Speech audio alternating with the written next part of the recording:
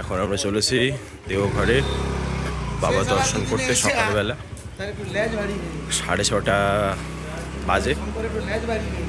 এই আমাদের সব গ্রুপ যাচ্ছে, আমাদের পাপা, পিসিমণি, মা, জেঠু, আমরা সবাই মিলে যাচ্ছি এখন দর্শন করতে। সকাল 6:30 বাজে। মর্নিং এর ফার্স্ট দর্শন।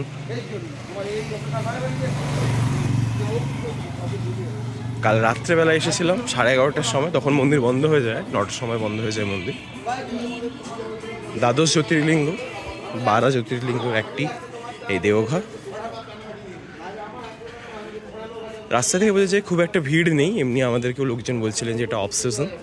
আবার সেই চৈত্র মাসে প্রায় 1 কোটি থেকে 1.5 কোটি মানুষ আবার এখানে আসবেন। অবভিয়াসলি বাবার ধাম, জ্যোতির্লিঙ্গ বলে কথা।